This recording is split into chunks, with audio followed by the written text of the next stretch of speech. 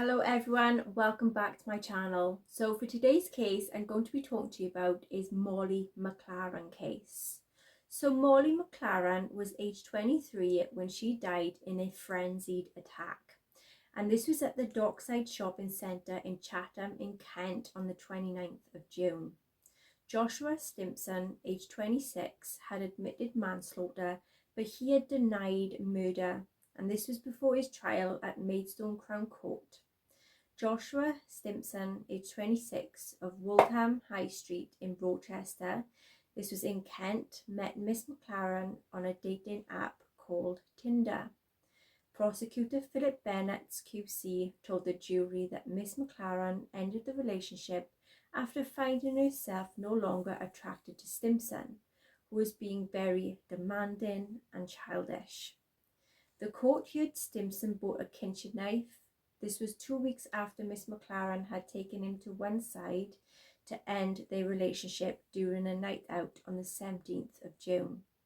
He also posted a derogatory comments and photographs about her all over Facebook, including false claims about her using cocaine. The court heard that Mr. Stimpson tagged Miss Mclaren's mother Joanne in posts, and this was so her family could see. Police told him to stop, but he continued regardless. The court was told that the series of messages to a friend after the breakup, Miss Mclaren had wrote, quote, "I'm actually scared of what he might do. I'm scared that he might hurt me. I don't know how on the edge he might be." In a final message to friends moments before her death, she wrote, "I feel like I'm looking over my shoulder all the time." Her friend Amy Lee said Miss Mclaren was left physically shaken after she saw Stimpson in a pub the night before her death. Maidstone Crown Court adhered.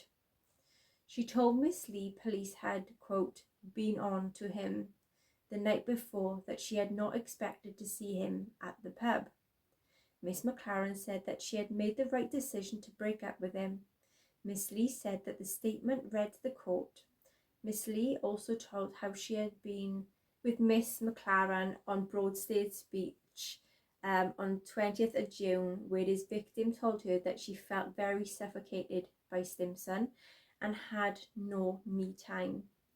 He always wanted to come on a night out or be there when she studied, Miss Lee said. Stimpson of Woldham High Street in Rochester had made a scene when Miss Mclaren had split up. Miss Lee said the court also heard about a series of WhatsApp messages between the two friends at 10:59 BST time on 29th of June, in which Miss Mclaren detailed how Stimpson had turned up at her gym twice in the hours before he had killed her. She then posted an image of him next to her. Miss Lee asked, "Did you Snapchat that? Were you there?" Miss Mclaren replied, "No, literally haven't put up anything."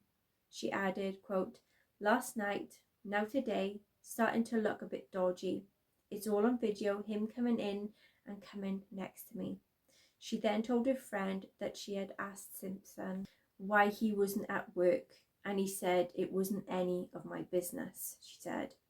Mr. Bennett described how Mr. Stimpson then got into a car in the Dockside area of the Maritime Way and launched a frenzied attack. The jury also heard from the witnesses who said that he tried to disrupt the knife attack by slamming Stimpson's leg into the car door. Benjamin Morton described to the court how he noticed the struggle inside the car and soon became aware, quote, "It was not just a fight, as the man seemed to have something in his hand." He said she was trying to defend herself at that point. He was clearly attacking her and she had her hands up to try to stop him. After noticing blood in the car, he called out across the car park for help and banged on the window, on the bonnet, in a bid to distract Stimpson. The jury was told that the witness saw Stimpson trying to cut Miss Mclaren's throat. He moved to the driver's side of the car where his leg had been sticking out and tried to slam the door on it. Quote, "I grabbed his leg to see if I could pull him. His leg was covered in blood. I stepped back and looked inside the car, quote, I could see her throat, it had been cut. He seemed determined to make sure that she was dead. When he realised Miss Mclaren would not survive the attack, he tried to prevent Stimson from getting away. He then got his car and blocked Miss Mclaren's car in until the police had arrived. The court was told, he said, quote, there is no dispute that he killed Molly Mclaren. After his arrest, he told the mental health nurse that he had previously taken medication for bipolar disorder. Community psychiatric nurse Jackie Ribbons told Maidstone Crown Court that she had asked Stimson if he had any thoughts of harming Miss Mclaren before the day of the attack. He told her, maybe yesterday, but I didn't act on them. Miss Ribbons had said that she had visited Stimson in a custody cell on the evening after the killing. He told her that during the attack there had been, quote, something in his head telling him to do it. More thought than a voice, the court heard. He told the nurse that he had not been hearing voices. The nurse then told the court in their opinion that Stimson showed no overt symptoms of any psychosis or acute mood disorder. He said that he had been given mood stabilizing drugs for a bipolar disorder that was 4 years earlier, but no longer took them. She told members of the jury. She then said that Stimson refused to discuss in detail his mood the previous day, but she said rather than avoiding the questions, it appeared he was in shock and perhaps trying to process the trauma. Stimson said that he had not been sleeping well for the previous 2 weeks, but had no thoughts of harming himself, she said. Miss Ribbons told the Count Stimson was not paranoid or delusional. In a statement from his father, Paul, the jury heard that Stimson had experienced mental health problems since he was a teenager. He would talk about suicide and in 2010 was found in a flat that he shared with his brother, and this was with paracetamols that was all over the place. Molly had a positive effect on him and encouraged him into his job at Windows Plan Ltd in Stroud in May 2017, the court adhered. He also ran the London Marathon in aid of mental health charity that year. However, after the breakup, colleagues made statements to say that he had completely changed and would take days off, break down, and extremely agitated. Quote, in certain circumstances, the charge of murder can be reduced to manslaughter. In this case, the defence will assert that it should be. Quote, the plea is not on a basis that at the time of the killing, Joshua Stimson was suffering from a diminished responsibility. The prosecution does not accept that he was, quote, Maidstone Crown Court heard Stimson became desperate, and this was to avoid any abandonment after his mother left when he was only a teenager. Opening the defence case, Oliver Saxby QC said Stimson would not be given any evidence in his defence. Psychiatric Dr. Shahid Majid from the Trevor Gibbons unit in Maidstone Hospital, where the defendant was referred after being remanded in custody, said Stimson is, quote, emotionally unstable and driven by the highly abnormal personality that he has developed.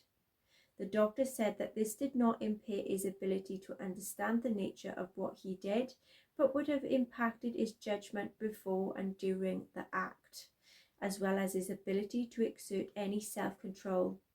The jury were provided told Miss Mclaren was stabbed more than 75 times in her car with a knife Stimson bought only 2 weeks before, sentencing him to serve a minimum of 26 years in prison. Judge Adele Williams said, quote, this was a cruel and calculated and a cowardly act. The judge then had said that Stimson would have of Woldham High Street in Rochester, he may never be released for any of his wickedness.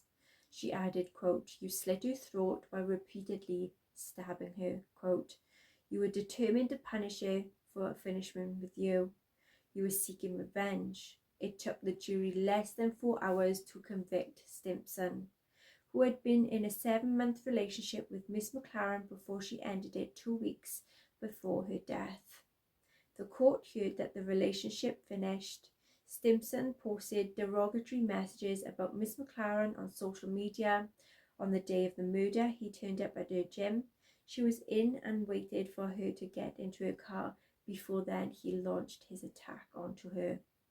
As well as the murder weapon, police recovered 2 Stanley knives and a pickaxe from Stimson's car that was at the scene.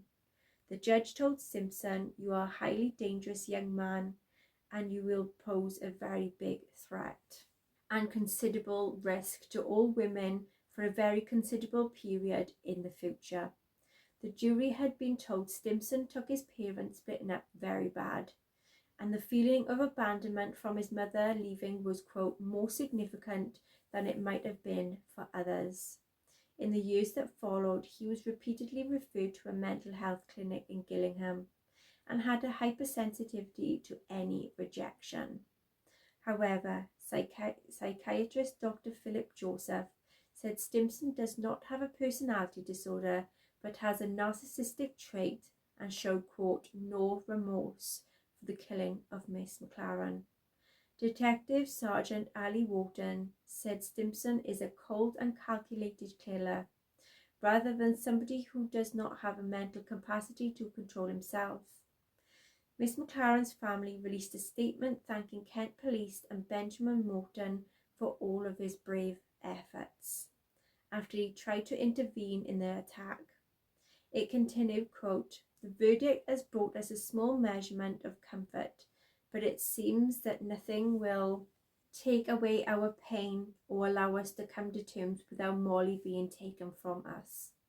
We are serving a lifetime of pain, anguish and loss.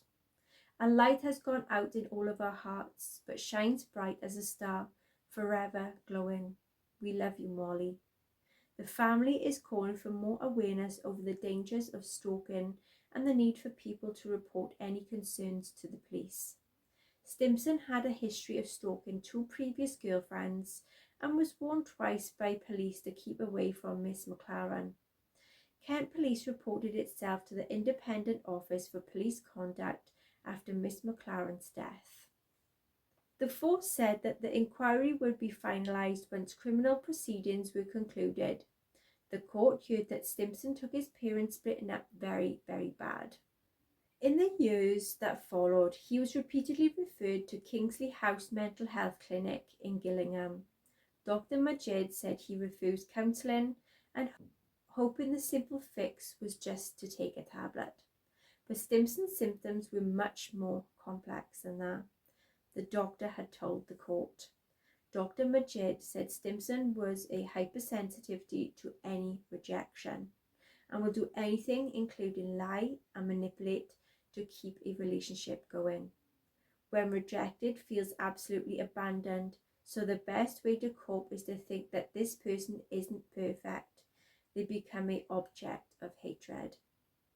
However, given evidence for the prosecution, psychiatric Dr. Philip Joseph said Stimson does not have a personality disorder but a narcissistic trait. With a personality disorder, you don't carefully plan something. If he has got a disorder, it's got no link with the killing. The killing is too premeditated. I'm not sure how much remorse he's shown after the death of Molly. I think he's been more concerned about himself. Okay then everyone, so that is today's case. If you enjoyed it, please like, share, subscribe, hit the notification bell, and I see you again next time. Take care. Bye.